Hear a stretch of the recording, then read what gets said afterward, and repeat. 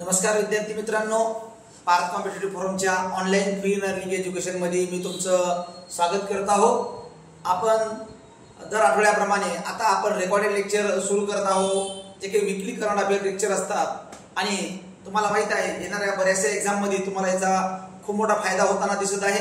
बऱ्याचशा विद्यार्थ्यांच्या प्रतिक्रिया आहे की सर करंटचे लेक्चर तुम्ही थांबू नका, आणि त्या विद्यार्थ्याचा आग्रहास्तव आपण जे काही जुने आहे आजी माजी विद्यार्थी आहे सगळ्या विद्यार्थ्यांना फायदा व्हावा याकरिता पार्थ कॉम्पिटिटिव्ह फोरमचा हा आगळा वेगळा स्तुत्यपूर्ण उपक्रम तुमच्यासाठी आपण आयोजित केलेले आहे।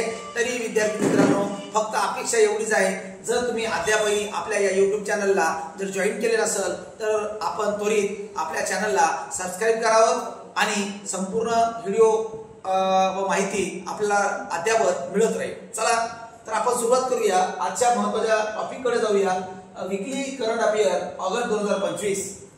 बघा विद्यार्थी मित्रांनो, या महिन्यातल्या बऱ्याचशा घडामोडी आपण घेऊन आलेलो आहोत आणि या घडामोडी तुमच्या येणाऱ्या आगामी कंबाईन परीक्षेसाठी, येणाऱ्या राज्यसेवेच्या परीक्षेसाठी व त्याचबरोबर येणाऱ्या सर्व सरळ सेवा भरतीकरिता उपयुक्त राहील या दृष्टिकोनातून करंट अफेअर आपण चे पॉइंट कव्हर करण्याचा प्रयत्न केलेला आहे। चला पहिला पॉइंट आहे संचार साथी। बघा संचार साथीचा टॉपिक आपला पहिला आहे संचार साथी। बघा संचार साथी म्हणजे काय बरो, दूरसंचार फसवणुकीला आळा घालण्यासाठी दळणवळण मंत्रालयाने सुरू केलेला मोबाईल ॲपचे नाव संचार साथी आहे। बघा मंत्रालयाचं नाव आहे साधारणतः दळणवळण मंत्रालय यांनी सुरू केलेल्या मोबाईल ॲपचे नाव काय आहे? संचार साथी। काय नाव आहे? संचार साथी। त्यानंतर बघा बरो, तुमचा आधार कार्डवर किती अंकी मोबाईल नंबर आहे याच्याबद्दल तुम्हाला या ॲपच्या द्वारे माहिती मिळणार आहे। कारण बऱ्याच लोकांना माहित नसते की आपला मोबाईल नंबर कोणता आहे, बाबा आधार कार्डला लिंक कोणता आहे, काय आहे, आणि या सगळ्या गोष्टी माहिती व्हाव्या यासाठी तुम्हाला संचार साथी नावाचं हे ॲप तयार करण्यात आलेलं आहे। बघा साधारणतः तुम्ही हरवलेला फोन ब्लॉक करून त्याचा गैरवापर थांबवू शकता। बघा साधारणतः CEIR लक्षात घ्या, CEIR नावाचं एक ॲप महत्त्वाचं आहे तुम्हाला, आणि याच्यामुळे तुम्हाला सुविधा प्राप्त झालेली आहे आणि याच्यामुळे तुमचा मोबाईल फोन जो काही हरवला आहे ते तुम्हाला ब्लॉक सुद्धा करता येते। या प्रकारची टेक्नॉलॉजी, या प्रकारचं संपूर्ण तंत्रज्ञान याद्वारे तुम्हाला मिळणार आहे। त्यानंतर बघा त्या चक्षु सुविधेद्वारे फसवणूक करणारे कॉल आणि मेसेज यांची तक्रार सुद्धा करू शकता। बघा किती फेक कॉल आहे, फेक मेसेज आहे, आणि याच्यामुळे बऱ्याचशा विद्यार्थ्यांचं, बऱ्याचशा नागरिकांचं या ठिकाणी नुकसान होताना दिसतो। सायबर क्राईम मध्ये बरेचसे गुन्हे तुम्हाला वारंवार घडताना दिसतात आणि हे सगळे तक्रार तुम्ही करू शकता। मोबाईलची सत्यता सुद्धा तपासू शकता। मोबाईल तुम्हाला सेकंड हँड आहे का, मोबाईल तुम्हाला चोरीचा सापडलेला आहे का, बनावट मोबाईल तर नाही, एखादा मोबाईल गॅलरी होती तुम्हाला काय होते, बरेचसे मोबाईल गॅलरी वाले तुम्हाला डमी मोबाईल देऊन टाकतात, तुम्हाला असा पेटी पॅक दिसते परंतु ते मोबाईल सेकंड हँड असतो किंवा मग चोरीचा असतो। या प्रकारचे सुद्धा सत्यता आपल्याला तपासता येते। IMEI नंबर आपल्याला वापरून तुमचा फोन ओरिजिनल आहे की नाही हे तपासता येते। त्यामुळं सायबर फसवणुकीपासून सुरक्षित राहण्याकरिता आपल्याला महत्त्वाचा हा संचार साथी नावाचा ॲप आपल्याला उपयोगी पडणार आहे। यासाठी हे ॲप आणलेलं आहे। ते वारंवार मोबाईलचे काही होणारे लोकांचे तोटे जे आहे, म्हणजे एक प्रकारचा मोबाईल हरवला समजा तर काही लोक कशा प्रकारचं त्याचं नुकसान करू शकते। त्याचबरोबर आपल्या प्रकारचं आधार कार्डवर आपला नंबर कोणता आहे आपल्याला कळत नाही। त्याचबरोबर विविध डमी प्रकारचे मोबाईल मार्केटमध्ये आलेले आहेत। तर या सर्व प्रकारच्या पासून नागरिकांचं, ग्राहकांचं संरक्षण व्हावं यासाठी संचार साथी ॲप आलेला आहे। तर हे संपूर्ण ॲप बद्दल आपली माहिती आपण दिलेली आहे। त्यानंतर बघा दुसरी न्यूज आहे आजची, बँकिंग कायदे सुधारणा। लक्षात घ्या, बँकिंग कायदे तुम्हाला माहिती आहे, बँकिंगच्या संदर्भातचे कायदे, बँकिंग कायदा सुधारणा 2025। बघा पोरो, साधारणतः बँकिंगचा रेग्युलेटरी ऍक्ट बघा, लेजिस्लेशन अमेंडमेंट बघा, रिझर्व्ह बँक ऑफ इंडियाचा कायदा 1934 चा आहे, बँकिंग रेग्युलेशन ऍक्ट 1949 चा आहे, state bank of India act 1955 ला आहे, आणि बँकिंग कंपनीज लक्षात घ्या याच्या संदर्भाचा ऍक्ट 1970 आणि 1980 चा आहे। बघा बँकेचा परवाना, बँकेची नियमावली, बँकेचा शाखा विस्तारक, RBIचा ऍक्ट या संदर्भाचं आणि RBIचं राष्ट्रीयकरण या सर्वांचं संपूर्ण माहिती संदर्भाचे कायदे विविध आहेत। तर आता नवीन कायदा आलेला आहे। बघा हा कायदा 1 ऑगस्ट 2025 पासून लागू होईल, जो बँक प्रशासन, ऑडिट पारदर्शकता, ठेवीदार संरक्षण आणि सहकारी बँक यांच्या नियमात सुधारणा करते। आणि या प्रकारचा बँकिंग नियमित कायदा, बँकाच्या नियमामध्ये सुधारणा करणारा कायदा हा आलेला आहे। कारण तुम्हाला माहित आहे अर्थ मंत्रालयाने सांगितलंय की नागरिकाची जी काही बचत आहे त्यानं फार मेहनत करून बचत केलेली असते आणि त्यांना सुरक्षा ठेवलेली असते, तर कुठल्याही प्रकारचं बँक जरी बुडाली किंवा कुठल्याही प्रकारचं बँक तोट्यात आली तर नागरिकांचं किंवा ग्राहकाचं कुठल्याही प्रकारचा तोटा होता कामा नये. आणि या प्रकारचा हे नवीन बँकिंग कायदे सुधारणा आपण आणलेले आहे जे ग्राहकाचं हित जोपासणार आहे. ती बँक तोट्यात आहे का फायद्यात आहे याचा ऑडिट सुद्धा पारदर्शक झाला पाहिजे. त्याबरोबर ती बँक आजारी आहे का याची सुद्धा इत्थंभूत पडताळणी करता आली पाहिजे. यासाठी नवीन कायदे व्यापक सुधारणा करण्यासाठी कायदे आणलेले आहेत आणि या कायद्यामध्ये सुधारणा करणे जेणेकरून सर्वच पारदर्शकता, प्रशासनामध्ये पारदर्शकता आणि ठेवीदाराची सुरक्षितता सुधारणे कशी जाईल यासाठी संपूर्ण बँकिंग सुधारणा कायदा 1 ऑगस्ट 2025 पासून आपण काय करत आहोत याच्यामध्ये सुरुवात करत आहोत. बघा विद्यार्थी मित्रांनो, बँकिंग सुधारणा कायदा 2025 काय काय महत्त्वाचा पॉईंट दिलेला आहे. बँक प्रशासन यंत्रणा मजबूत करणे. बघा बँकेचे जे काही प्रशासन आहे ते काही मजबूत नाहीये, कारण बँकेचा कर्मचाऱ्यावर पकड नाही आहे. त्याचबरोबर बँकेतले कर्मचारी ते ग्राहकासोबत बरोबर वागत नाही आहे. तुम्ही जर फॉर एक्झाम्पल SBI मध्ये जर गेलात तर तुम्हाला लक्षात येईल. पकड मजबूत करायची आहे. ठेवीदार आणि गुंतवणूकदाराचे संरक्षण, जे काही ठेवीदार आहेत त्याचबरोबर जे काही डिपॉझिटर आहे, जे काही गुंतवणूकदार आहे, तर यांचं संरक्षण घेणं हे सगळ्यात महत्त्वाची प्रायोरिटी आहे. त्यानंतर सार्वजनिक क्षेत्रामध्ये बँकिंगमध्ये ऑडिटची गुणवत्ता वाढवणे. बघा जे काही सार्वजनिक क्षेत्र आहे तर यामध्ये ऑडिटची गुणवत्ता काय करायची, बँकाची वाढवायची आहे. त्यानंतर बघा सहकारी बँकांच्या नियमांना संवैधानिक नामांकाशी काय करायचं आपल्याला जुळवायचं आहे. जे काही सहकारी बँक आहे एकमेकांच्या सहकार्यानं ग्राहकाचा हित जोपासण्यासाठी हे निर्माण केलेले आहे, तर याच्या मानकांशी काय करणे, जुळून घेणे. तर या प्रकारच्या संपूर्ण बाबी या बँकिंग कायदे सुधारणा 2025 मध्ये करण्यात आलेल्या आहेत. तर लक्षात घ्या बँकिंग कायदा 2025 1 ऑगस्ट 2025 सुधारणा झालेली आहे. सगळ्यात महत्त्वाचे याच्यामध्ये काय, ग्राहकाचं हित जोपासायचं आहे, प्रशासन व्यवस्था बळकट करायचं आहे. त्याचबरोबर गुंतवणूकदाराचा सुद्धा काय करायचं आपल्याला जोखीम बघायचा आहे. त्याचबरोबर बँकाचा वारंवार काय करायचा आहे, ऑडिट करायचा आहे. या संदर्भाचा बँकिंग नियामक कायदा 2025 चा. चला विद्यार्थी मित्रांनो, आता आपण बघणार आहोत ऑपरेशन शिवशक्ती. बघा ऑपरेशन शिवशक्ती महत्वाचं आहे. ऑपरेशन तुम्हाला माहिती आहे अलीकडे मोदी सरकारने विविध ऑपरेशन केलेले आहे आणि त्याच्यामधलं ऑपरेशन तुम्हाला माहित आहे ऑपरेशन शिवशक्ती. बघा बरोबर ऑपरेशन शिवशक्ती. तर ऑपरेशन शिवशक्तीच्या अंतर्गत आपल्याला काय काय कशा संदर्भात आहे याची माहिती आपल्याला इथून मिळणार आहे. ऑपरेशन शिवशक्ती बघा ऑपरेशन शिवशक्ती संदर्भाची माहिती आहे ते आपल्याला मिळत आहे. ऑपरेशन शिवशक्ती बघा ऑपरेशन महादेव मध्ये लष्कर-ए-तोयबाच्या 3 दहशतवाद्यांना निष्क्रिय केल्यानंतर काही दिवसातच भारतीय सैनिकांनी ऑपरेशन शिवशक्ती अंतर्गत पुंछ जिल्ह्यात नियंत्रण रेषा ओलांडून घुसखोरीचा प्रयत्न करणाऱ्या 2 दहशतवाद्यांना ठार मारलेले आहे. ऑपरेशन महादेव आपण राबवलं आणि ऑपरेशन महादेव या अंतर्गत तुम्हाला माहिती 3 दहशतवाद्यांना आपण खात्मा केलेला आहे आणि म्हणून आता ऑपरेशन शिवशक्ती जम्मू काश्मीर मधला जो काही पुंछचा जो काही एरिया आहे या ठिकाणी काही घुसखोर घुसले होते आणि जे घुसखोर होते त्या 2 घुसखोरांना भारतीय सैनिकांनी काय केलेलं आहे, मारलेलं आहे. म्हणून लक्षात घ्यायचं ऑपरेशन शिवशक्ती जम्मू काश्मीरच्या संदर्भाचा ऑपरेशन शिवशक्ती आहे. जे काही घुसखोर आहे तर त्या घुसखोरांना मारण्यासाठी ऑपरेशन शिवशक्ती ऑपरेशन महादेव, फक्त लक्षात घ्या बरोबर ऑपरेशन शिवशक्ती ऑपरेशन महादेव जम्मू काश्मीर मध्ये घुसलेल्या दहशतवाद्याला किंवा जम्मूमध्ये घुसलेल्या घुसखोरांना मारण्यासाठी ऑपरेशन शिवशक्ती आणि ऑपरेशन महादेव, बाकी काही लक्षात नाही घ्यायचं. काय घ्यायचं, ऑपरेशन शिवशक्ती आणि ऑपरेशन महादेव लक्षात घ्या. त्यानंतर बघा बरोबर नवीन मानवी रक्तगट तयार झालेला आहे. नवीन मानवी रक्त आपल्याला माहिती आहे, AB माहित आहे, A माहित आहे, B माहित आहे, O माहित आहे, बरोबर आहे. तर आता तुम्हाला माहित आहे एक नवीन मानवी रक्तगट, बरोबर आहे, त्याचं नाव आहे क्रीप. काय आहे, क्रीप. आणि या क्रीपचं तुम्हाला संशोधन केलेले आहे UK द्वारे, याचं संशोधन लागले आहे. तर हा नवीन मानवी रक्तगट बद्दल एक थोडक्यात माहिती आपण घेऊया. चला rotary Bengaluru TTK blood centre मध्ये एक नवीन मानवी रक्तगट सापडला. कुठं, बंगळुरू मध्ये एक नवीन मानवी गट सापडलेला आहे आणि याचं नाव आहे क्रीप. जागतिक स्तरावर अशा प्रकारचा पहिलाच रक्तगट आहे जो आंतरराष्ट्रीय रक्तगट संदर्भ प्रयोगशाळेने म्हणजे UK मध्ये आंतरराष्ट्रीय प्रयोगशाळा ब्लड संदर्भाचं जे काही रक्त आहे तर त्या रक्ताचं संपूर्णपणे बारकाईने परीक्षण केलं जाते, त्याचा अभ्यास केला जाते आणि या अभ्यास करणारी प्रयोगशाळा UK मध्ये आहे. त्याचं नाव आहे IBGRL. लक्षात घ्या IBGRL इंटरनॅशनल ब्लड जे काही ग्रेड आहे रिसायकल संदर्भाच्या लेवल सोबत सुद्धा. बघा क्रीप क्रोमर इंडिया बेंगळुरू, लक्षात घ्या क्रोमर इंडिया बेंगळुरू या ठिकाणी क्रोमर रक्तगट प्रणालीमध्ये ओळखले जाणारे एक नवीन प्रतिजन आहे जे यापूर्वी जगभरातील कोणत्याही मानवी नमुन्यात आढळले नाही. लक्षात घ्या या प्रकारचा जो रक्तगट आहे या प्रकारच्या कुठल्याही मानवी रक्तगटात आढळले नाहीये. त्यामुळं सीआर रक्तगट, याच्या रक्तगटाचं नाव काय आहे? सीआर म्हणजे क्रोमर रक्तगट प्रणालीमध्ये ओळखले जाणारे एक नवीन प्रतिजन आहे. कर्नाटकातील कोलार येथे हृदय शस्त्रक्रिया करणाऱ्या 38 वर्षीय दक्षिण भारतीय महिलेमध्ये आढळून आले. बघा दक्षिण भारतीय महिलेमध्ये हे नवीन रक्तगट आढळले आहे. त्याचं नाव काय? सीआर.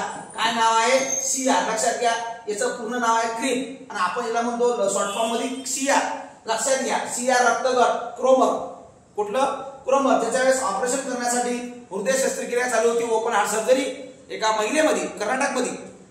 आणि त्यावेळेस डॉक्टर लोकांच्या लक्षात आलं की हा रक्तगट नवीन आहे आणि त्याचं नाव देण्यासाठी युकेकडे ते पाठवण्यात आलं सॅम्पल. आणि त्यानुसार लक्षात आलं की नवीन प्रकारचं प्रतिजन याच्यामध्ये आढळते आणि हे प्रत्येक मानवाच्या रक्तापेक्षा कसं आहे?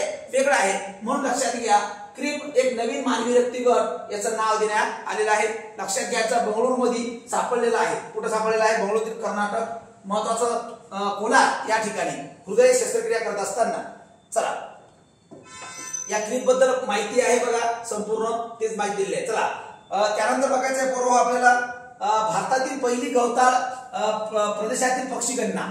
गवताळ जे काही प्रदेश आहे याच्यामध्ये पहिल्यांदा पक्षी गणना झालेली आहे. तुम्हाला माहिती आहे 5 वर्षाची पक्षी गणना होती. किती वर्षानं? दर 5 वर्षानं. आणि भारतातील पहिली गवताळ प्रदेशातील पक्षी गणना. गवताळ बघा तुम्हाला माहिती आहे टुडा प्रदेश आहे, एस्किमो प्रदेश आहे, बरोबर आहे. त्यानंतर शामाना प्रदेश आहे, बरोबर आहे. आणि या प्रकारचे जे काही प्रदेश आहे याला गवताळ प्रदेशाचा एरिया म्हणतात. जसं काही रेनडियर आपल्याला काही प्राणी दिसते, ते कांगारू सारखे काही प्राणी दिसते तुम्हाला, तर बरोबर आहे. तर याला म्हणतो गवताळ प्रदेश. आणि गवताळ प्रदेशामध्ये एवढे पक्षी आहे तर याची गणना आपल्याला आजपर्यंत झाली नाही. परंतु पहिल्यांदा राष्ट्रीय उद्यानात गेलेली आहे. बघा पहिली गवताळ प्रदेशातील पक्षी गणना काझीरंगा राष्ट्रीय उद्यानात घेण्यात आलेली आहे. बघा कुठला उद्यान आहे? पहिली तर काझीरंगा राष्ट्रीय उद्यान. लक्षात घ्या काझीरंगा राष्ट्रीय उद्यान हे आसाम मध्ये आहे. कुठे आहे? आसाम. काझीरंगा राष्ट्रीय उद्यान आसाम मध्ये आहे. काझीरंगा आसाम. लक्षात घ्या याचं आयोजन 18 मार्च ते 25 मे दरम्यान आयोजन करण्यात आलं होतं. वन विभाग आयोजक होता वन विभाग. लक्षात घ्या जे काही वन विभाग आहे चे अधिकारी संशोधक यांनी काय केलं हा उपक्रम राबवण्यात आला होता. बघा साधारणतः याच्यामध्ये तुम्हाला माहिती आहे पक्ष्याचे आवाज, त्यानंतर पक्षाची संपूर्ण रेकॉर्ड संपूर्ण अभ्यासलेले आहे. आणि याच्यामध्ये तुम्हाला माहिती साधारणतः 3 दिवसाच्या चक्रात 6 रेकॉर्डर्स वापरून 29 ठिकाणी देखरेख करण्यात आलेली आहे. साधारणतः 29 ठिकाणी पक्षाच्या संदर्भात देखरेख केलेली आहे. आसाममध्ये काझीरंगा राष्ट्रीय उद्यानमध्ये आणि संपूर्ण जे काही गवताळातील प्रदेशातील जे काही पक्षी आहेत याची गणना करण्यात आली. पक्षी गणना तुम्हाला माहिती दर 5 वर्षांनी होते आणि भारतातली नव्हे तर या प्रकारची पहिल्यांदाच गवताळ प्रदेशातील काय झालेली आहे? पक्षी गणना झालेली आहे. बघा बरोबर साधारणतः जे काही आयुष्यन आहे, जे काही आयुष्यन आहे ती संस्था जे काही रेड अलर्ट दाखवते की जे काही रेड आहे तिथली काही पक्षी आहे प्राणी आहे तर याचा आयुष्य काय करते? घोषित करत असते. दुर्मिळ प्रजाती, दुर्मिळ पक्षी जाती हे संपूर्ण म्हणजे याला आपण असुरक्षित प्रजाती म्हणतो. आणि यानुसार तुम्हाला माहित आहे साधारणतः 43 पक्षाच्या प्रजातीची नोंद आहे भारतामध्ये जे कसे आहेत? असुरक्षित आहे. कशी आहे? असुरक्षित आहे. म्हणजे ते कधीही किंवा मग दुर्मिळ आहे किंवा ते काय होत आहे? संपत आहे किंवा ते नष्ट होत आहे. तर साधारणतः अत्यंत धोक्यात असलेल्या प्रजाती भारतातील एक आहे. एक कसं आहे? अत्यंत धोक्यात आहे. आणि 2 धोक्यात असलेल्या प्रजाती आहे. त्यानंतर बघा 6 असुरक्षित प्रजाती आहे. 6 काय आहे? असुरक्षित प्रजाती. 2 आहे धोक्यात असलेल्या आणि 1 आहे अत्यंत धोक्यात असलेली प्रजाती आहे. आणि 6 असुरक्षित प्रजाती. या प्रकारचा आयुष्यनं काय केलं आहे? रेड अलर्ट जारी केलेला आहे. म्हणून लक्षात घ्यायचा तुम्हाला प्रश्न येऊ शकतो फक्त एवढाच की गवताळ प्रदेशामध्ये पक्षी गणना पहिल्यांदा कधी झाली तर 2025 ला. आणि कोणत्या उद्यानात झालं तर लक्षात घ्या काझीरंगा राष्ट्रीय उद्यान आसाम. बाकी काही घोषणा काही देत नाही, बाकी काही विचार करू नका. बरोबर आहे. चला पुढे जाऊया आपण. पहिला काचेचा स्कायवॉक. बघा पोरो पहिला काचेचा स्कायवॉक. पहिला काचेचा स्कायवॉक संदर्भात माहिती आपल्याला विचारली आहे. स्कायवॉक सुरू करण्यात आलेला आहे जे संपूर्ण चालण्यासाठी जो काही महत्वाचा आहे पहिला काचेचा. बघा तर सिंधुदुर्ग मध्ये महाराष्ट्रातील पहिला काचेचा स्कायवॉक आहे सिंधुदुर्ग मधील नापणे धबधब्यावर. कुठला धबधबा आहे? नापणे धबधबा.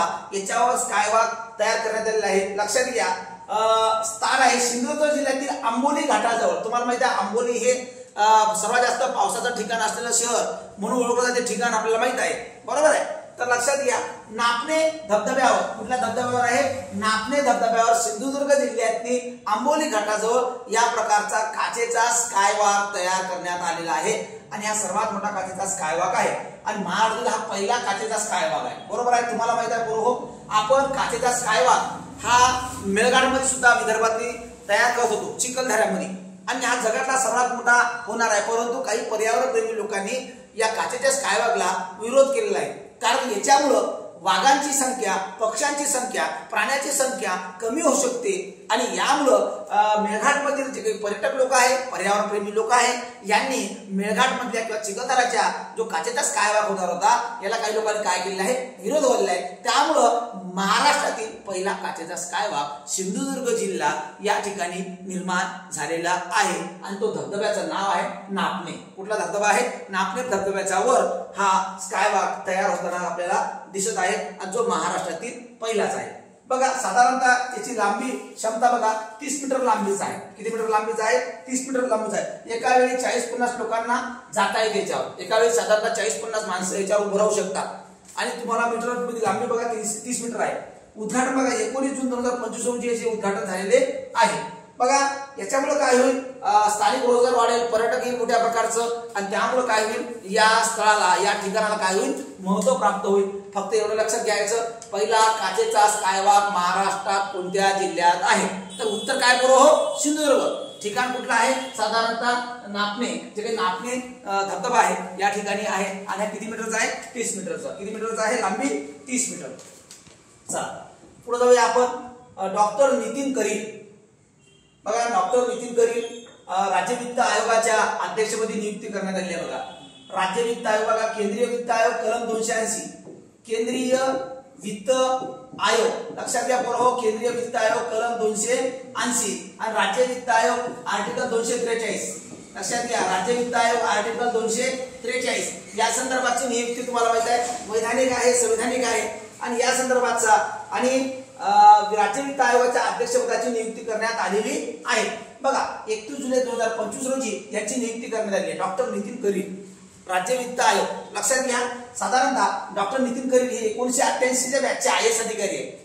लक्षात घ्या, IAS अधिकारी असलेले 1988च्या बॅचचे महाराष्ट्राचे 47वे मुख्य सचिव सुद्धा ते होते आणि 6वे वित्त आयोगाचे अध्यक्ष. कितवे आहे? 6वे वित्त आयोगाचे अध्यक्ष. बघा मुकेश खुल्लर यांचं निधन झालं, म्हणजे याच्या मागील कोण होते वित्त आयोगाचे अध्यक्ष?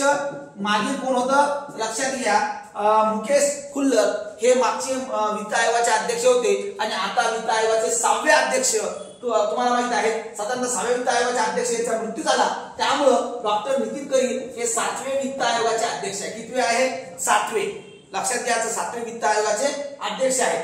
तर करील यांना हा अहवाल सादर करण्यासाठी 31 मार्च 2026 पर्यंत मुदत देण्यात आलेली आहे. बघा साधारणतः 2026 पर्यंत तुम्हाला माहित आहे नितीन करील यांचा काय आहे कार्यकाळ किंवा कालावधी या ठिकाणी देण्यात आलेला आहे. डॉक्टर नितीन करील राज्य वित्त आयोगाचे अध्यक्ष होणारे महत्वाचे व्यक्ती आहे. बरोबर आहे. आणि यापूर्वी तुम्हाला माहित आहे मुकेश खुल्लर हे वित्त आयोगाचे अध्यक्ष होते आणि हे 7वे वित्त आयोगाचे अध्यक्ष आहेत. त्यांची ओळख तुम्हाला माहित आहे महाराष्ट्राचे वित्त आयोगाचे अध्यक्ष म्हणून झालेली आहे. पुढे चला. साधारणतः नितीन करील 6व्या वित्त आयोगाच्या अध्यक्षाची नियुक्ती करण्यासाठी साधारणतः त्याचा क्रमांक 7वा लागतो. बघा कलम 243 I आणि 243 Y यानुसार राज्यपाल दर 5 वर्षांनी वित्त आयोगाची काय करतात? नियुक्ती. आणि केंद्रीय वित्त आयोगाची नियुक्ती राष्ट्रपती करतात. बघा बरोबर, केंद्रीय वित्त आयोगाची नियुक्ती कोण करतात? राष्ट्रपती करतात आणि राज्य वित्त आयोगाची नियुक्ती राज्यपाल करतात. बघा साधारणतः राज्य स्थानिक स्वराज्य संस्था यांच्या कर, शुल्क आणि अनुदानाचे वितरण ठरवणे महाराष्ट्र राज्य वित्त आयोगाच्या अध्यक्षाचं काम आहे. बरोबर आहे. तुम्हाला माहित आहे विश्वनाथन गिरिराज हे महाराष्ट्र वित्त आयोगाचे पहिले अध्यक्ष होते. लक्षात घ्या, पहिले विश्वनाथन गिरिराज हे महाराष्ट्र वित्त आयोगाचे काय होते? पहिले अध्यक्ष होते. लक्षात घ्या, महाराष्ट्र वित्त आयोगाचे अध्यक्ष लक्षात घ्या गिरिराज विश्वनाथन हे होते. आणि आता 7वे तुम्हाला माहित आहे डॉक्टर नितीन करील यांची नियुक्ती झालेली आहे. बघा बरोबर, हिरोशिमा आणि नागासाकी या प्रकारचे काही हल्ले झाले आणि तुम्हाला माहित आहे या प्रकारच्या जपानमध्ये जे काही बॉम्बस्फोट झाला आणि त्यामुळं तुम्हाला माहित आहे ही शहरे हादरून गेली होती. तुम्हाला माहित आहे याच्या अमेरिकेच्या वर्ल्ड ट्रेड सेंटरवर काय केला हल्ला आणि याचा बदला म्हणून हिरोशिमा आणि नागासाकी या प्रकारचं तुम्हाला माहित आहे जे काही अणुबॉम्ब हल्ला झाला होता आणि त्याच्या स्मरणार्थ 6 ऑगस्ट 1945 मध्ये जपानमध्ये हिरोशिमा या शहरावर काय झाला होता, अणुबॉम्बाच्या स्फोटाच्या स्मरणार्थ हा 6 ऑगस्ट दिवस हिरोशिमा दिन म्हणून जपानमध्ये साजरा केला जातो। याच्यामध्ये मोठ्या प्रकारची मनुष्यबळ हानी झाली आणि या प्रकारचा अणुबॉम्बाचा वापर पहिल्यांदा करण्यात आला आणि मग जपानने धमकी दिली होती की आम्ही न्यूक्लिअर बॉम्बनं अमेरिकेला ओढून देऊ, कारण एक प्रकारचं हे शीतयुद्ध आक्रमक युद्धामध्ये याचा मोड झाला आणि नंतर काही दिवसानंतर हे दोघांमध्ये समझोता करार झाला आणि त्यामुळे जपान आणि अमेरिकेचं अंतर्गत अशांतता काही शांततेच्या करारामुळे थांबण्यात आली। बघा बरोबर, हिरोशिमा दिवस बघा हे शहर आहे हिरोशिमा आणि नागासाकी। नागासाकी शहरावर 9 ऑगस्टला आणि हिरोशिमावर कधी 6 ऑगस्टला। लक्षात घ्या, तर 6 ऑगस्ट 1945 ला तुम्हाला माहित आहे 6 ऑगस्ट 1945 या रोजी या शहरावर अणुबॉम्ब टाकण्यात आला आणि या बॉम्बचे नाव होतं लिटल बॉय। नावाचं काय होतं, बॉम्बचं नाव लिटल बॉय होतं आणि तुम्हाला माहित आहे लिटल बॉयनं संपूर्ण जपान उद्ध्वस्त करण्याचं काम केलं आणि अमेरिकेनं बॉम्ब टाकणारे विमान होतं इनोला गे। लक्षात घ्या, B-29 लक्षात घ्या, बॉम्बर विमान होता इनोला गे। तुम्हाला माहिती आहे अमेरिकेचा जो काही विमान होतं त्या विमानाचं नाव आहे इनोला गे। याच्याद्वारे हा अणुबॉम्ब हिरोशिमा शहरावर टाकण्यात आला, कारण अमेरिकावर जर कुठल्या प्रकारचा हल्ला झाला तर अमेरिका तुम्हाला माहित आहे त्या राज्यात जाऊन त्या देशात जाऊन घुसखोरी करून त्या शहराला उडवण्याचा प्रयत्न करतात। तुम्हाला माहित आहे जसं की ओसामा बिन लादेन यांनी व्हाईट हाऊसवर हल्ला केला तर त्या ठिकाणी ओसामा बिन लादेनचं पूर्ण घरासहित उडवण्याचा प्रयत्न अमेरिकेने केला। आता त्यांना हा व्हेटो पॉवर आहे, भारतामध्ये येते, मुंबईमध्ये येते, भारतामध्ये कोणी काश्मीरमध्ये येते तरी आपण करू शकत नाही, कारण आंतरराष्ट्रीय शस्त्रसंधीचं उल्लंघन। बरोबर आहे, कारण भारत स्थायी सुरक्षा परिस्थितीमध्ये नाही आहे, भारत अस्थायी सदस्य आहे, अमेरिका हा स्थायी आहे, त्यामुळं तो कुठलेही निर्णय घेण्यासाठी कसा आहे सक्षम आहे। चला बरोबर पुढे बघा, विमानाचे वैमानिक होते कर्नल पॉल टिबेट्स। आता कर्नल पॉल टिबेट, आता तुम्हाला विचारणार नाही की त्या विमानाचे वैमानिक कोण होते बाबा, पण माहिती असावं कर्नल पॉल टिबेट, कारण आंतरराष्ट्रीय घडामोडी हा आपल्याला अभ्यासक्रमामध्ये आहे। बॉम्बचा प्रकार युरेनियम 235 वर आधारित हा अणुबॉम्ब होता। युरेनियम 235 बघा, युरेनियमचा फायदा युरेनियमचा तोटा हा केमिस्ट्री मध्ये तुम्हाला सर्वांना माहित आहे, जे पोरं सायन्स शिकतात त्याच्यामध्ये युरेनियम तुम्हाला माहित आहे, युरेनियम 235 या प्रकारचा तुम्हाला माहित आहे बॉम्बचा काय आहे प्रकार आहे आणि बॉम्बचं नाव तुम्हाला माहित आहे लिटल बॉय। काय आहे बॉम्बचं नाव लिटल बॉय। हिरोशिमा या शहरावर टाकण्यात आलं आणि 6 ऑगस्ट हे तारीख होती आणि याच्या स्मरणार्थ 6 ऑगस्ट हा दिवस हिरोशिमा दिवस म्हणून काय केला जातो साजरा केला जातो। लक्षात घ्या, पुढे चला, हिरोशिमा दिवस साधारणतः बघा सुमारे 4 टनचं वजनी ते बॉम्ब होता, लांबी 10 फूट, त्याच्यावर पूर्ण कव्हर त्यांनी केलं होतं आणि स्फोटाचा शक्तिमान अंदाजे 15 kilo ton TNT, 15 kilo TNT। तात्काळ मृत्यू अंदाजे 70,000 ते 80,000 लोक यांनी दगावलेले होते। 70,000 ते 80,000 लोक जगावणं म्हणजे सोपी गोष्ट नाही आहे आणि हा सर्वात मोठा विनाशकारी हत्यार आहे असं होतं। बघा काही आठवड्यात लक्षात घ्या साधारणतः 1,40,000 लोकपेक्षा जास्त लोक मृत्यू पावले होते, कारण जे काही लोक जखमी झाले होते ते सुद्धा मेले आणि त्यामुळं शहराचा 70% इमारती नष्ट होत झालं आणि त्यामुळं काही लोक रेडिएशनमुळे मृत्यू पावले, कर्करोग झाला, मानसिक आघात झाला आणि याच्यामुळं जपान संपूर्ण बर्बाद करण्याचं काम अमेरिकेनं केलं। एवढा मोठा विनाश हा अमेरिका करू शकतो, कारण मी काय म्हणतो होतो अमेरिका या देशाला भावना नाहीये। लक्षात घ्या, एके वेळी तुम्हाला बाकीचे पुरवले पण अमेरिकानं जर धरलं तर अमेरिका पूर्ण बर्बाद करून टाकतो। लक्षात घ्या, हा अमेरिका कोणाचाच नाही आहे। अलीकडे तुम्ही प्रकरण बघत आहात, दोस्त ना रहा, प्यार ना रहा, कारण तुम्हाला माहित आहे तारीफ, बरोबर आहे, आपला मोदी तारीफच करे तिला लावून टाकलं तारीफ, कारण ती इंग्लिश मध्ये ती तारीफ आपण मराठीत लिहितो तारीफ TARIF तिला लावून टाकलं तारीफ, म्हणजे आपल्या वस्तूंना हात करून टाकल्या। बरोबर आहे, तरी तुम्हाला माहित आहे त्या ठिकाणी अमेरिकेचे उद्योगपती त्या अध्यक्षाला वारंवार सांगत आहे की बाबा भारतासोबत संबंध चांगले ठेव, भारतासोबत संबंध चांगले ठेव, परंतु तुम्हाला माहित आहे हा डोनाल्ड ट्रम्प म्हणजे एकदम कुचीन माणूस आहे। डोनाल्ड ट्रम्प म्हणजे एवढा कुचीन माणूस आहे, याला काही घेणं नाही, जर बॅटिंग नाही भेटत बॅट बॉल ट्रम्प घेऊन जाते घरी, बरोबर आहे ना। म्हणजे या प्रकारची ते भूमिका आहे, म्हणजे माणूस एवढा व्यापक आहे परंतु आणखीनही त्याची भूमिका लहान लेकरासारखी आहे, बरोबर आहे का। त्याला वाटते अमेरिकेला भारतानं किंवा बलाढ्य आशियामधल्या प्रत्येक राष्ट्रानं आमचं ऐकावं आणि आमच्या ताटाखालचं मांजर निभावं, पण भारत असं नाही होऊ शकत। आता भारत असं नाही, मग भारतानं काय केलं, आता रशिया, जपान, चीन आणि भारत यांनी करार केलाय, अमेरिकेच्या विरोधात आघाडी ओपन करून टाकली। घेणं मग आता की आता तू जे आहे मग आम्ही 4 शक्ती एकत्र होतो, कारण आज जर अमेरिका एकटा जर भारताला पाडण्याचा प्रयत्न करत असत तर भारत सुद्धा काही गोष्टी रणनीती भारताचे सुद्धा मित्र आहेत आंतरराष्ट्रीय स्तरामध्ये आणि त्याचा वापर भारत करत आहे. त्यानंतर बघा AI शेअर निर्देशांक 2025. बघा बरोबर AI शेअर निर्देशांक 2025 बघा बंगळुरूने 2025च्या global artificial intelligence AI city index मध्ये 26वा क्रमांक पटकावला आहे, जो भारतातील अव्वल AI संशोधन आणि विकास डेटा सेंटर हब म्हणून उगवलेला आहे. बघा तुम्हाला माहित आहे जे काही AI शेअर आहे सर्वात चांगले AI शेअर की ज्याच्याद्वारे AI चा वापर मोठ्या प्रकारचा होत आहे. भारतातून एकमेव शेअर आहे जे AI चा टेक्नॉलॉजीचा मोठ्या प्रकारचा वापर आणि चांगला स्किलफुल वापर करत आहे आणि ते म्हणजे बंगळुरू. आणि त्याचा क्रमांक कितवा लागतो तर साधारणतः 26वा. कितवा क्रमांक लागतो 26वा. जागतिक AI इंडेक्स मधील टॉप 10 ग्लोबल रँकिंग बघा सिंगापूर नंबर 1 ला आहे. सिंगापूर, त्यानंतर सोल बीजिंग चीन मध्ये, दुबई UAE मध्ये आणि सॅन फ्रान्सिस्को अमेरिका.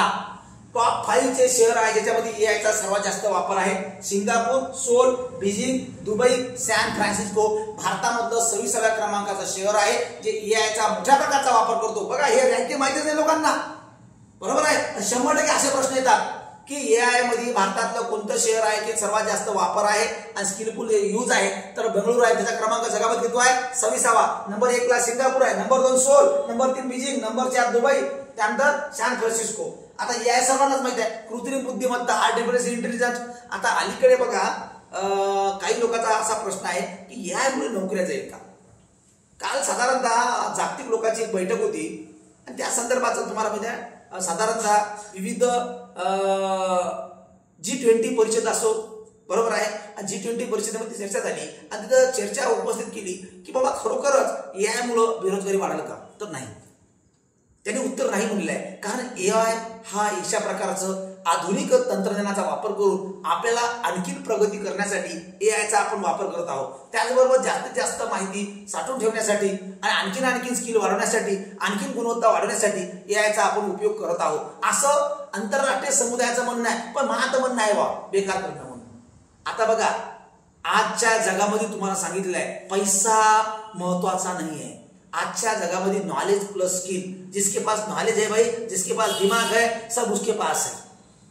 बस जगातली लक्षात घ्या, जगातली विश्व सुंदरी तुमच्या पायापाशी येते, जगातला सगळे लोक तुमच्या पायापाशी येते, जगातले संपूर्ण राष्ट्र तुमच्या जवळ येते. कधी जेव्हा तुमच्या जवळ दिमाग असत आणि जेव्हा तुमच्या जवळ काय असत स्किल. नुसतं दिमाग असून चालत नाही. मनमोहन सिंग सरकारजवळ दिमाग होता पण स्किल नव्हतं. मोदी सरकारजवळ दिमाग भी आहे स्किल भी आहे म्हणून मोदी सत्तेवर आहे. लक्षात घ्या नुसतं दिमाग पाहिजे अशातलं अजिबात नाही आहे. सगळ्या गोष्टी महत्वाच्या आहेत. मला सांगा तो बघा भारत आणि इंग्लंडच्या कसोटी सामन्यात तुम्ही बघितला असत तो मोहम्मद सिराज त्यानं प्लेस केला आणि तो बॉल उडून इकडेच गेला पण तो त्याचा जर दिमाग स्किल नव्हतं की ते बॉल पायानं आडवाचा त्यानं जर आडला असता तर तो आउट झाला नसता. परंतु नंतर स्किलचा आणि दिमागचा वापर त्यानं केला आणि मोहम्मद सिराजनं जे की 5वी टेस्ट होती एकदम ॲर्कर बॉल टाकला आणि यॉर्कर बॉलनं काय केलं त्या फलंदाजाला आउट केलं. म्हणजे इथं दिमागचा आणि स्किलचा वापर केला. अगर दिल और दिमाग और स्किल जिसके पास है ना बंदा वो बिंदास है बेटा.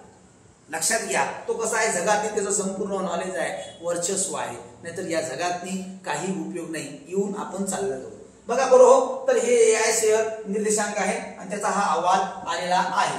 पुढे बघा याचा संपूर्ण माहिती दिली आहे. पहिला बिमस्टेक पारंपरिक संगीत महोत्सव. लक्षात घ्या पहिला बिमस्टेक पारंपरिक संगीत महोत्सव सुरू केलेला आहे.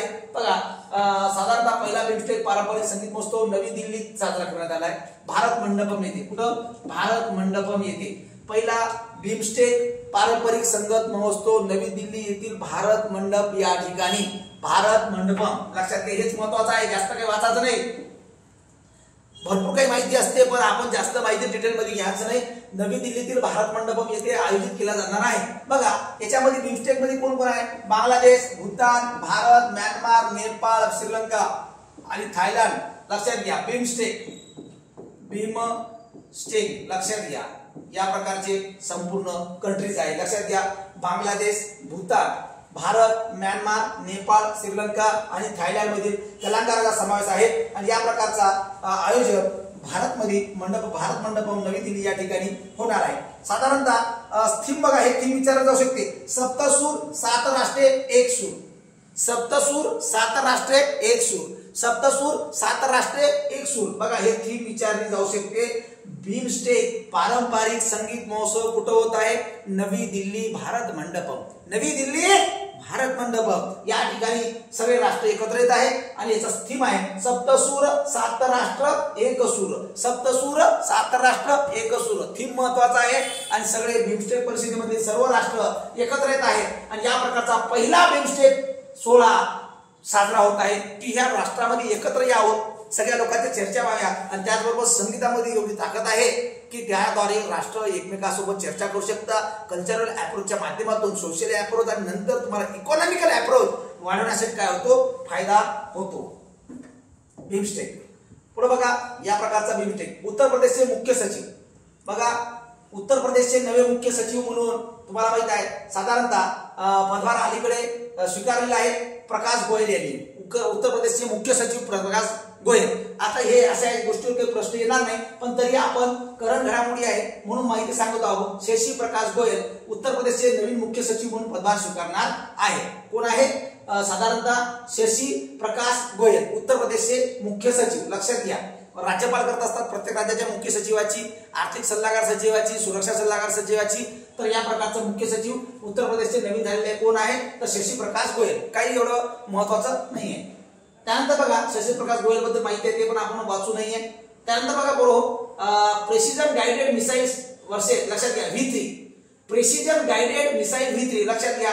डीआरडीओने प्रगत मानवरहित हवाई वाहन प्रक्षेपित प्रोसिजन गाइडेड मिसाइल V3 च्या यशस्वी उड्डाण चाचण्या घेतल्या. मानवविरहित, लक्षात घ्या फक्त नाव लक्षात घ्या, मानवविरहित मानवविरहित या प्रकारचं उड्डाण यंत्रणा आपण निर्माण केली आहे डीआरडीओनं.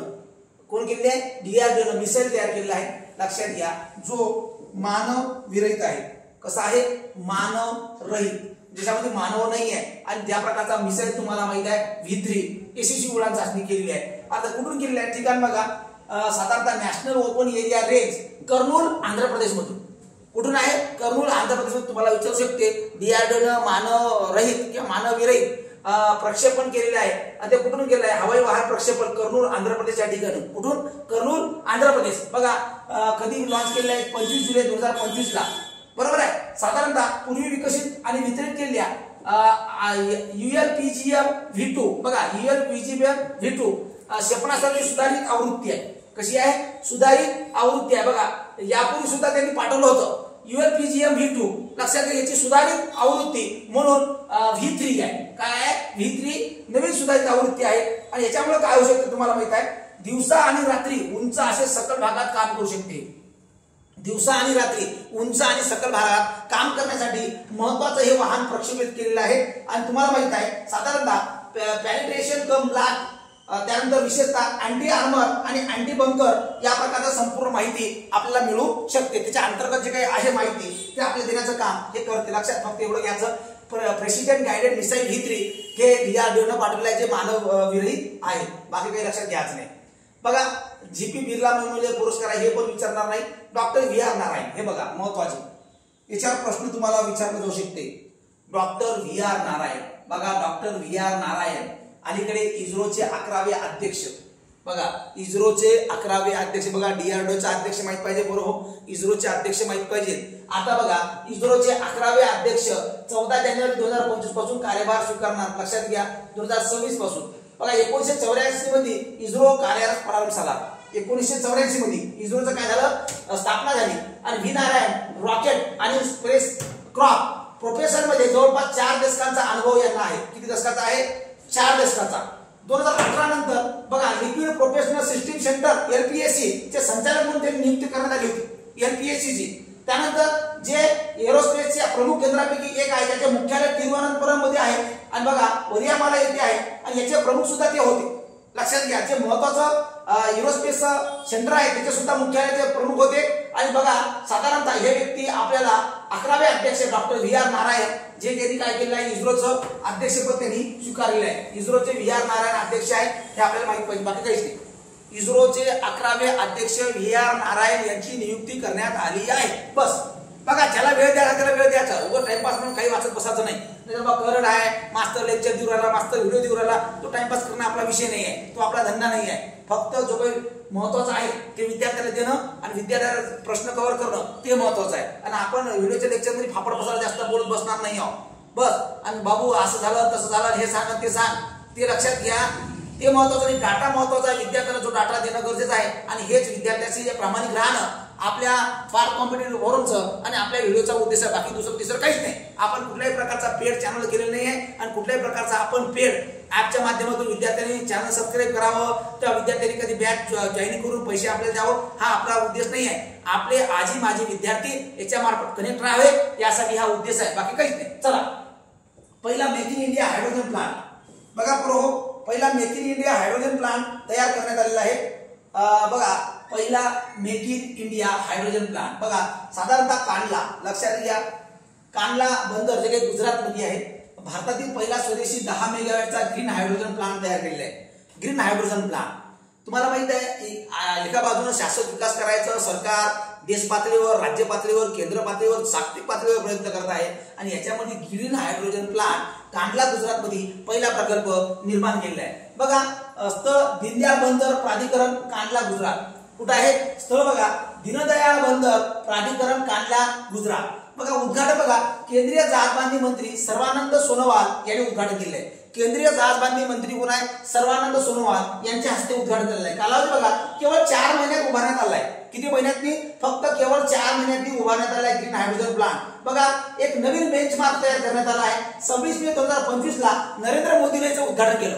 26 मे 2025 ला उद्घाटन केलं आणि साधारणतः दरवर्षी 140 मेट्रिक टन ग्रीन हायड्रोजन उत्पादन करण्यास सक्षम आहे.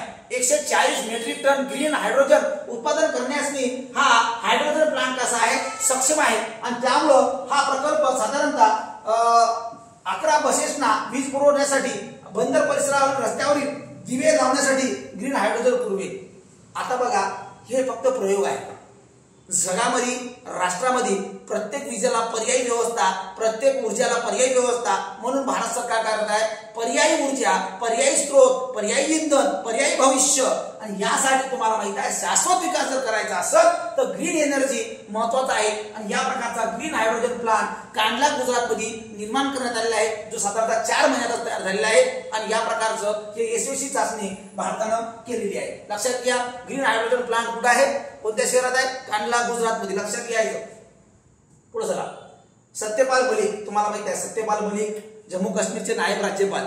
या माणसानं बरेचसे प्रश्न उद्भव केले होते. बघा या सत्यपाल मलिकच्या काळामध्ये तुम्हाला माहित आहे जम्मू काश्मीरमध्ये बऱ्याचशा घटना घडल्या. याच्या काळामध्ये तुम्हाला माहिती आहे आर्टिकल 370 असो, याच्या काळामध्ये असो, बऱ्याचशा आपसा कायद्याचे वादंग असो, बऱ्याचशा घटना घडलेल्या आहेत. आणि सत्यपाल मलिक यांच्या पदावरून पायउतार झाल्यानंतर हे बोलले होते. आता बघा जम्मू काश्मीरचे नायब राज्यपाल यांचं 19व्या वर्षी 5 ऑगस्ट 2025 ला काय झालेलं आहे? निधन झालंय, मृत्यू झालाय. आता बघा याचा जन्म 24 जुलै 1946 उत्तर प्रदेशातील बागपत जिल्ह्यात झालेला आहे. उत्तर प्रदेशातील बागपत जिल्हा. बघा विद्यार्थी नेते म्हणून सुरुवात केली आहे. उत्तर प्रदेश विधानसभेचे सदस्य होते, लोकसभा खासदार आणि राज्यसभा खासदार. बघा आमदार होते. त्यानंतर तुम्हाला माहित आहे लोकसभेचे पार्लमेंटचे सदस्य होते, वरिष्ठ सभागृह, कनिष्ठ सभागृह. आणि यांना मोठा काय आहे अनुभव आहे. आणि अनुभव संपन्न असलेले व्यक्ती यांचं अलीकडे काय झालेलं आहे? निधन आपल्याला 5 ऑगस्टला झालेलं आहे. सत्यपाल मलिक. बघा सत्यपाल मलिक विविध राज्याचे राज्यपाल होते. बिहार, जम्मू काश्मीर, बघा बिहार, जम्मू काश्मीर, गोवा, मेघालय. 4 राज्याचे राज्यपाल असलेले सत्यपाल मलिक बिहार, जम्मू काश्मीर, गोवा, मेघालय. बघा यांच्या काळातले महत्वाचे निर्णय बघा कलम 370 हटवण्याचा निर्णय यांच्या काळात घेतला होता. त्यामुळं सत्यपाल मलिकची ओळख भारतामध्ये संपूर्ण राज्यात झाली होती. कारण आर्टिकल 370 अतिशय वादात्मक प्रकरण होतं आणि आर्टिकल 370 हटवल्यानंतर संपूर्ण प्रकरण जम्मू काश्मीर शांत ठेवण्याचं काम आणि त्याचबरोबर केंद्राला संपूर्ण मदत करण्याचं काम या सत्यपाल मलिकने केलं. त्यामुळं याच्यावर प्रश्न आपल्याला विचारला जाऊ शकते. त्यामुळे लक्षात घ्या जम्मू काश्मीरचे राज्यपाल असताना 5 ऑगस्ट 2019 रोजी 370 हटवण्याचा निर्णय घेतला. बघा 5 ऑगस्टला हटवलं आणि 5 ऑगस्टला याचा मृत्यू झाला. आता काही लोकांना राग आला असं नव्हे, परंतु तो योगायोग आहे. आणि तुम्हाला माहित आहे नरेंद्र मोदी सरकारनं 5 ऑगस्टले बलाढ्य निर्णय घेतलेले आहे. तुम्हाला माहिती आहे 5 ऑगस्ट म्हणलं की लोकांच्या छातीत धडधडते. कारण 5 ऑगस्ट 2019चा प्रश्न असो, 5 ऑगस्ट 2021 ला असो, 5 ऑगस्ट 2022 ला असो, जे काही घटना घडलेल्या आहेत, काहीतरी घटना दिल्लीत घडलेल्या आहेत आणि तुम्हाला 5 ऑगस्टचा इतिहास हा काळा आहे. चला, तुम्हाला माहित आहे अनेक वेळेस सरकारच्या धोरणावर सुद्धा त्यांनी टीका केली आहे. अशा प्रकारचे जम्मू काश्मीरचे राज्यपाल सत्यपाल मलिक यांचं काय झालेलं आहे, निधन झालेलं आहे. चला, ढगफुटी बघा, ढगफुटी म्हणजे काय, खूप एका तासामध्ये, एका दिवसामध्ये, लिमिटेड हॉवरमध्ये खूप प्रचंड पाऊस पडणे म्हणजे ढगफुटून जाते, पाऊस पडते असं तर नाही, जास्त मिलीमीटर पावसाची नोंद होणे याला आपण ढगफुटी म्हणतो. लक्षात घ्या. गारपीट म्हणतो, गारा वाऱ्यासोबत पाणी हे पडणं म्हणजे गारपीट म्हणतो. चक्रीवादळ, खूप मोठं हवेचं भयान माजणे याला आपण चक्रीवादळ म्हणतो. सुनामी, सागराच्या भरती ओहोटी एकदम दूरपर्यंत लाटा पोहोचणे याला आपण सुनामी म्हणतो. आणि एक ढगफुटी, कमी वेळेमध्ये जास्त मिलीमीटर पावसाची नोंद होणे आणि त्या ठिकाणी प्रचंड प्रचंड लोकांचं काय होणे, नुकसान होणे याला ढगफुटी म्हणतात. आता बघा, उत्तर काशीच्या धराली भागात, साधारणतः उत्तर काशीच्या धराली भागात खूप अचानक पाऊस आल्यामुळं पूर आला आणि भूसंकट झाले, ज्यामध्ये साधारणतः बऱ्याच लोकांचा काय झालं, मृत्यू झाला, घरे सुद्धा वाहून गेलेली आहे. बरोबर आहे, बाकी काही महत्वाचं नाही. आपल्याला साधारणतः हा पर्वतीय प्रदेश आहे आणि त्या ठिकाणी तुम्हाला माहित आहे या प्रकारचा जो काही ढगफुटी झालेली आहे उत्तर काशीच्या धराली भागात, फक्त काही नाही, ढगफुटी एवढं लक्षात घ्यायचं कशा प्रकारे झालेली आहे. आणि भारतामध्ये बऱ्याच ठिकाणी ढगफुटी झालेली आहे, ते काही महत्वाचं नाही आहे प्रश्न. बघा, इंडिया इलेक्ट्रिक मोबाइलिटी इंडेक्स, बघा इंडिया इलेक्ट्रिक मोबाइलिटी इंडेक्स, बघा नीती आयोगाने India electric mobility index IEMI ची पहिली आवृत्ती प्रसिद्ध केली आहे. लक्षात घ्या, IMEI प्रकाशन करता नीती आयोग उद्दिष्ट भारतातील राज्यामध्ये इलेक्ट्रिक वाहनाच्या वाढीचा आणि त्याच्याशी संबंधित पायाभूत सुविधांचा मागोवा घेणे. बघा, भारतातली मोठ्या प्रकारची इलेक्ट्रिक गाड्या निर्माण झाल्या, पण प्रॉब्लेम काय होऊ राहिलं की इलेक्ट्रिक गाड्याचं मेंटेनन्स होऊ राहिलं नाही. कारण यासाठी रस्ते नाही. मला सांगा, आपण रस्ते खड्ड्या खुड्ड्याच्या इलेक्ट्रिक गाड्या चालते तरी कधी येते? माणसं आपले रस्त्यावर चालू राहिले, गाई ढोरं जनावर चालू राहिले, याचा आवाज बी जात नाही, मग हे इलेक्ट्रिक गाड्या चालते का? मग यासाठी सरकारनं पायाभूत सुविधा आहे की नाही आहे बा, आपण जर इलेक्ट्रिक गाड्याचं संशोधन केलेलं आहे, पण या गाड्यासाठी जर पायाभूत सोयी सुद्धा नसत तर यासाठी काय केले आहे, वाहतूक विद्युतीकरण करणे, चार्जिंग पायाभूत सुविधा रोडवर निर्माण करणे आणि इलेक्ट्रिक व्हेकल संशोधन व नवनिर्मितीचा भाग म्हणून विविध गोष्टीचा मूल्यांकन करण्यासाठी नीती आयोगानं इलेक्ट्रिक जे काही मोबाइलिटी इंडेक्स आहे हा निर्माण केलेला आहे. इलेक्ट्रिक मोबाइलिटी इंडेक्स का बरं तयार केलेला आहे की जे इलेक्ट्रिक गाड्या आहेत याचा संपूर्ण माहिती, त्याचबरोबर अद्यावत यांचं भविष्यातलं जे काही म्हणतो आपण लोकांनी मोठ्या प्रकारचं खरेदी करावं, कारण हे कधी होईल जेव्हा यांना सगळ्या सोयी सुविधा आपण जर ग्राहकांना दिल्या तरच होईल. नाहीतर एका प्रकारचं मोठ्या प्रकारचं आपण निर्माण केलं आणि मोठ्या लोकांनी याच्यावर काय केलेलं आहे, तक्रार केलेली आहे ऑनलाईन केंद्र सरकारला की बाबा ह्या गाड्या तुम्ही आणल्या आणि ह्या गाड्याचा आम्हाला काही फॅसिलिटी भेटत नाही, आम्हाला कुठं सर्व्हिस भेटत नाही, आम्हाला कुठं पेट्रोल पंप जसे होते तसं बॅटरीचे पॉईंट भेटत नाही, तर आम्ही काय करावं, त्या गाड्याचा वापर करायचा की नाही करायचा, असा केंद्र सरकारला लोकांनी प्रश्न विचारला आणि म्हणून सरकारनं या प्रकारचं धोरण जाहीर केलेलं आहे. बघा, अग्रगण्य राज्य तुम्हाला माहित आहे जे इलेक्ट्रिक धोरणाचा वापर करत आहे, दिल्ली, महाराष्ट्र आणि चंदीगड याच्यामध्ये मोठ्या प्रकारच्या पायाभूत सुविधा दिलेल्या आहे. अग्रगण्य राज्य आहे की ज्याच्यामध्ये इलेक्ट्रिक धोरणासाठी चांगल्या प्रकारच्या पायाभूत सुविधा दिल्या, दिल्ली, महाराष्ट्र, चंदीगड. वाहतूक विद्युतीकरण, बघा चंदीगड, दिल्ली, महाराष्ट्र या शहरामध्ये वाहतुकाचं विद्युतीकरण झालेलं मोठ्या प्रकारचं आहे. चार्जिंग पायाभूत सुविधा कोणकोणत्या राज्यात आहे बघा, हरियाणा, कर्नाटक, लडाख आणि हिमाचल प्रदेश याच्यामध्ये चार्जिंग पायाभूत सुविधा देण्यात आलेल्या आहे. बघा, इलेक्ट्रिक व्हेकल संशोधन व नवनिर्मिती केंद्र कुठे आहे बघा, दिल्ली, तामिळनाडू, महाराष्ट्र, कर्नाटक, हरियाणा, तेलंगणा. दिल्ली, तामिळनाडू, महाराष्ट्र, कर्नाटक, हरियाणा, तेलंगणा. बघा पोरो, जेव्हा तुम्ही आता बसलेले आहे स्क्रीन समोर, तर हे काय करायचं, याला हे जे महत्वाचं आहे हे एकदम IMP आहे, हे तुम्ही लिहून घेता किंवा याची माहिती तुम्ही स्क्रीनशॉट काढून घेसाल. बरोबर आहे. तर आपल्या टेलिग्राम चॅनलला हे संपूर्ण नोट्स PDF स्वरूपात आहेच. पार्थ MPSC आपला हा टेलिग्राम चॅनल आहे, पार्थ MPSC लक्षात घ्या. @श्रीकांत आळे या चॅनलवर जर तुम्ही गेला MPSC टेलिग्रामच्या, तरी तुम्हाला माहिती मिळून जाते. तर बघा, राईज ऑफ द हिटमॅन पुढची माहिती आहे. बघा, पुस्तकाचं नाव आहे rise of the hitman. Rohit शर्माच्या आयुष्यावर the rise of the hitman हे पुस्तक आलेलं आहे. बघा, द राईज ऑफ हिटमॅन लक्षात घ्या. रोहित शर्माच्या जीवनावर आधारित लेखक आहे R कौशिक. बघा, विविध खेळाडूच्या नावावर विविध पुस्तके आहेत आणि the rise of hitman R Kaushik, लेखकाचं नाव आहे R कौशिक. बरोबर, पब्लिकेशन नाव आहे रुपया पब्लिकेशन, रुपया कमवण्यासाठी रुपया पब्लिकेशन दिलेलं आहे. बरोबर आहे ना, लक्षात घ्या. तुम्हाला हे विचारत असेल कारण रोहित शर्मा भारतीय टीमचा कप्तान आहे आणि the rise of the hitman हे पुस्तकाचं त्याचं काय नाव आहे.